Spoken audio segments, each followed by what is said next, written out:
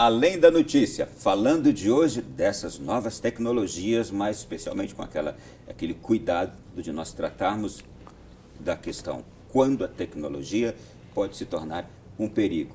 Ela tem todas as suas virtudes, mas quando é que ela pode se tornar um perigo? E a gente está conversando aqui com dois especialistas. Fora do ar, o Fernando trazia um exemplo aqui, olha, ele falava com o advento do celular, caiu o uso de relógios. Eu falei, é verdade, eu não uso mais relógios. E aí você explicou, se aprofundou a questão para a gente, né, Fernando? Exatamente. O que acontece? Caiu o uso, só que agora levaram todas as funcionalidades do celular para um relógio, que é o smartwatch. Cada empresa tem o seu. Quer dizer, eu tenho um centralizador que estava no bolso, agora vai para o pulso, e vai chegar um tempo que é o que chama de internet das coisas, que os objetos vão se comunicar de forma inteligente. Por exemplo, você vai chegar na casa, você vai ter um relógio e você vai falar, acender as luzes, abrir as cortinas, ligar o fogão, ligar o forno, micro-ondas. Então, os objetos vão conversar em si em razão das nossas necessidades. Quer dizer, se hoje a gente já passa por um processo de ficar sem o celular, imagina quando isso tiver de forma mais ou menos automática em todos os passos da nossa vida. É quando a tecnologia muda os hábitos e também a economia. Totalmente. Não é? Porque hoje a tecnologia influencia altamente nas economias de mercado. Interessante essa questão, né? Quando você fala isso, me faz lembrar do texto, o artigo de Freud, quando ele fala manipulação das massas, né? Essa revolução tecnológica, naturalmente, ela veio, está e permanecerá até que uma outra revolução aconteça, sabe lá quando. E qual será? E qual será. Mas o fato é que ela em si, ela não é o mal, né? O mal, ela vai precisar desse sujeito, ser humano, que vai olhar para ela e falar assim, o que eu posso fazer com ela? Né? Quando a Revolução Industrial surgiu, foi também questionada altamente. Sim, né? O que eu posso fazer com ela? E a nível de negócios, infinitas possibilidades.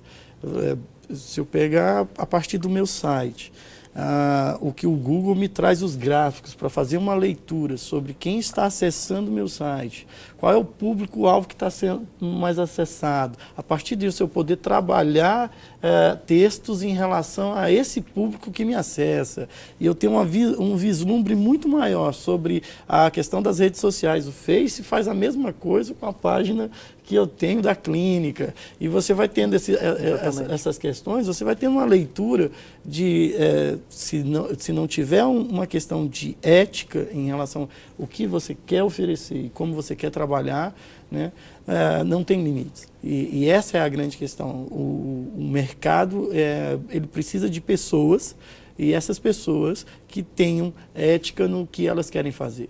Essa é a grande discussão que eu acho que ainda nós precisamos evoluir. A tecnologia vem, é avassaladora e precisamos colocar como foi para a medicina, né? Porque ela começou, ela foi revolucionária e as pessoas vão fazer teste de todas as formas que podemos para avançar. Só que aí teve que se pensar a questão ética. Tecnologia é a mesma coisa. Precisamos, em algum momento, pensarmos a ética dela. A gente não tinha citado a Revolução Científica. Tudo bem. Fernando, sobre isso, também a tecnologia e hoje a dependência do mundo econômico, as gestões administrativas não funcionam mais sem ela. Sem dúvida. Na verdade, hoje os valores das marcas são maiores que seu patrimônio físico. E isso é contabilizado. É engraçado, por exemplo, existem alguns canais de televisão que têm uma tecnologia baseada em hack marketing. O que é isso? É saber o que as pessoas estão fazendo, compartilhando sobre os temas tratados num programa que está sendo colocado. Então, imagina isso em todas as aplicações e todas as áreas da economia.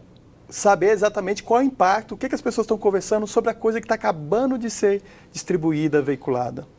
Então, por exemplo, o próximo produto, o próximo smartphone, o próximo tablet, ele vai vir traçado com essas informações que eu tenho em tempo real. As pessoas, o profissional estava falando a questão do anúncio, por exemplo, tem a questão do Google Remarketing, por exemplo. Há uns 2 anos atrás, eles trocaram banco de dados, ele e o Facebook. Então, se você, presta atenção, se você clicou no anúncio de tênis. Quando você for para outro, em todos os sites ligados ao Google, vai aparecer o mesmo anúncio do tênis que você clicou. Imagina isso você vendo 1, 2, 5 vezes ao dia. Vai chegar um momento que Sugestão, né?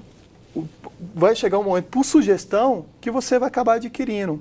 Antes, no advento da popularização da TV, por exemplo, a família se reunia na frente de uma tela para esperar os próximos produtos.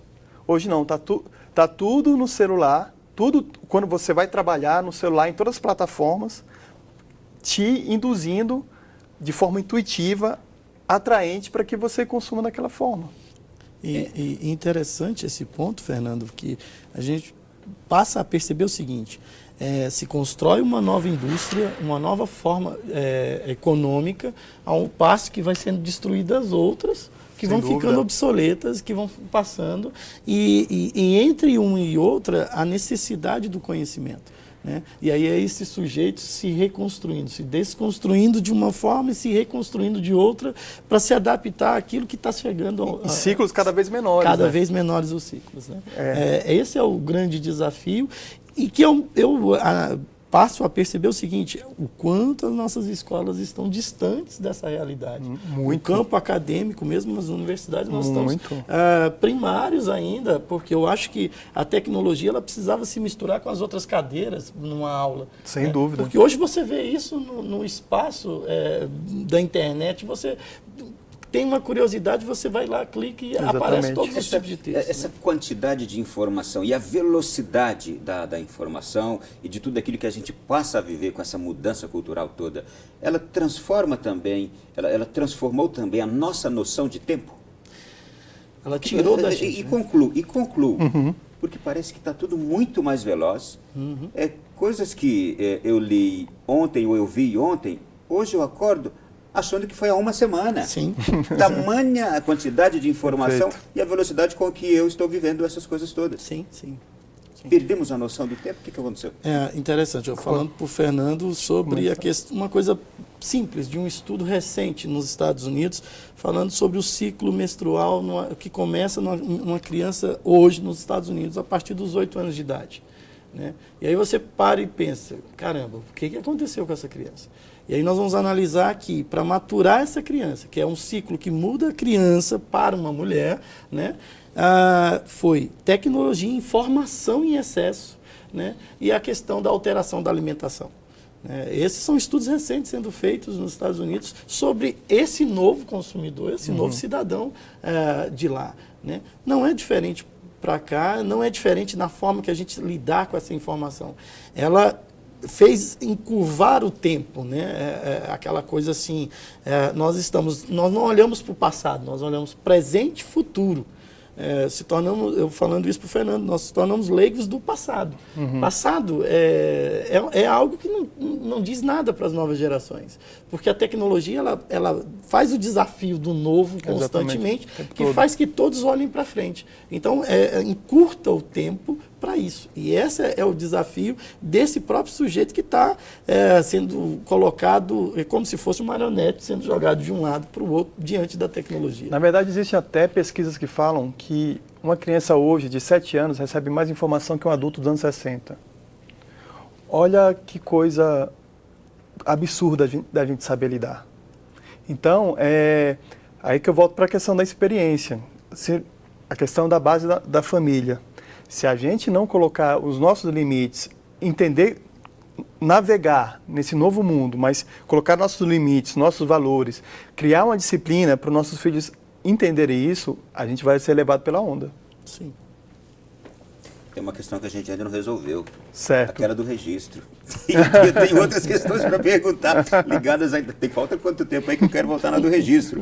Mas, olha só, e tudo isso, com essa mudança toda, a gente fica ávidos por ter sempre a novidade. E aí nos leva sempre a buscar o novo recurso, o novo celular, aquilo que está surgindo de mais recente. Exatamente. E aí, como lidar com isso? A minha provocação é a seguinte: será que nós estamos tendo essa percepção ou somos levados para ela? Né? Porque o que eu vejo e o que eu analiso a partir de tecnologia e a partir desse ser humano, Ele é seduzido o tempo todo. Se eu olho para mim, eu acho que eu não preciso. Mas se eu olho, por exemplo, para quem trabalha na área como o Fernando, eu acho que ele precisa. É por aí também, Fernando? É um pouco. Na verdade, eu acho que a demanda existe, naturalmente existe. Só que, como eu estava falando, as grandes inovações tecnológicas são promovidas por grupos empresariais, e a publicidade, do qual me encaixo e não me isento, somos motores desses desejos, somos fomentadores desses desejos, e esses mecanismos do Google e como outros que estão por vir, naturalmente isso é super acelerado. Porque não existe razão de você comprar um celular a cada 6 meses. Uhum. Porque é uma coisa que o professor Ronaldo estava falando. Se você pegar todo mundo, tem lá 150 aplicativos, no dia a dia a gente não usa 10. É simples assim. Só que quando eu puder, quando eu precisar, eu vou utilizar. Então, uma coisa para a gente olhar, e voltando para a questão dos valores, da família, se você sabe determinar esses valores, o que você precisa na sua vida, o equilíbrio seu, porque o uso que você tem do celular, a forma que você vê a televisão, é um reflexo da sua vida. E se você promover esse autoconhecimento o tempo todo, você vai lidar melhor com isso. Eu lembrei do guardador de lixos, de entulhos em casa, que, não, um dia eu vou precisar disso aqui. E guarda ali 50 anos, nunca mexeu naquela coisa do quartinho. Mas vamos lá. Exato. Você estava falando sobre essa questão do consumismo. Sim. Eu te cortei, por favor. Essa questão de sermos seduzidos, né? A questão do status, do estar com o outro, do ter algo para mostrar para esse outro, do se envaidecer em relação a isso. Toda essa sedução, ela vai ter uma leitura a partir da tecnologia. Quer seja pelos seus acessos, quer seja pelo que você olha no Google ou no Face. Hoje nós já temos softwares claramente observando e analisando, inteligências artificiais claras fazendo essa análise para dar o perfil desse consumidor. Então a pergunta que se instala é, somos realmente essas pessoas que ficam ávidos por querer essa tecnologia ou somos levados para ela? Né? Esse é o desafio dos limites que sempre estão sendo provocados e é uma questão ética. O leigo não tem como saber disso. Ele é uma ovelhazinha que é levada a um matador constantemente e paga por aquilo. Agora, quem é especialista da área ou quem sabe em relação a isso e o mal que pode advir em relação a isso, precisa ser pensado a questão ética na atualidade. Sem isso, se torna impossível. E aí eu tiro um pouco essa culpa do consumidor e coloco sobre as grandes máquinas que pensam o consumo, né? Que produzem o consumo e que idealizam esse consumo como sendo o ideal. Né? Onde a gente começa a fantasiar que a minha casa tem que ser igual a casa americana, com um jardinzinho na frente, bonitinho, meus filhos sorrindo e eu tirando a foto. Sim, né? sim. Porque eu fui implantado isso na minha mente de forma subconsciente que eu vou exteriorizar mais cedo ou mais tarde.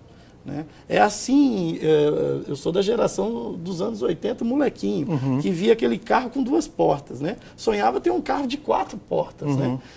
E era o grande carro da época. Isso já era o marketing da época. Imagina então hoje com a evolução da tecnologia. Né? Fernando, quando eu vou a um evento, certo. E aí eu vejo aquela beleza toda, eu falei, se eu ficar aqui filmando, fotografando, eu estou perdendo. Mesmo pensamento, meu mesmo pensamento. Mas tem gente que fica fotografando e filmando o tempo todo. Não é? E aí? Eu estou pensando aqui, eu arrisco a dizer que nunca a sociedade, nunca a humanidade tentou participar do coletivo de uma forma individualista. Porque, na verdade, se você pegar as redes sociais, a quantidade de selfies, né, que é a foto de si mesmo, quer dizer, eu perco a oportunidade de documentar uma paisagem ou documentar as outras pessoas que estão ao meu redor para fazer essa autodocumentação. Então, voltando um pouco para o professor Ronaldo sobre a questão que tem muito a ver com consumo. Na verdade, antes, nessa construção do que a gente poderia ter de projetar sonhos, se fosse começar dos anos 50 para cá, da publicidade, a gente era ativado de uma forma passiva, certo? A gente via o comercial, mas a gente não interagia com ele. Agora, se dá a sensação, tem interatividade. O que acontece? Existem TVs a cabo nos Estados Unidos, por exemplo, que o controle já veio com o bloqueador de comerciais. já vem com essa função. Então, porque a internet, se eu tenho um canal que eu escolho os filmes, tudo que eu quero ver, da forma que eu quero ver, a publicidade está se revolucionando. A comunicação está se revolucionando da mesma forma. Só que, para a gente, se não tiver esse autoconhecimento, você procurar se aprofundar o que está acontecendo, para a gente não ficar leigo de tudo, porque a gente acaba, como a informação se renova muito rápido, a gente acaba leigo de muitas coisas ao mesmo tempo. Não tem como. Nosso processamento de ser humano hoje, talvez o pós-humano consiga processar muito bem, mas o nosso hoje, a gente resquece ainda desse processo que deu do século XX, e a maior revolução do século XXI é da informação, que começou no século XX, e não, por acaso,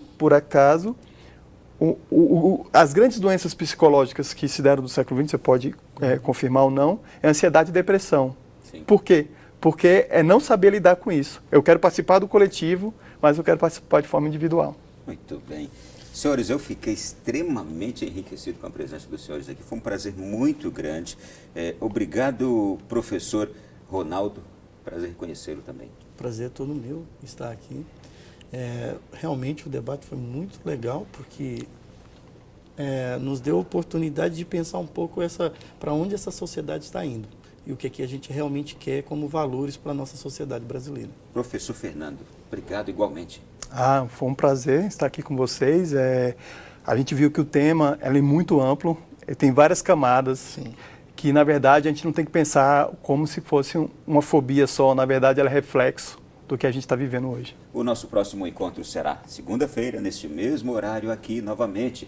Fique com Deus, boa noite, bom sono e até lá.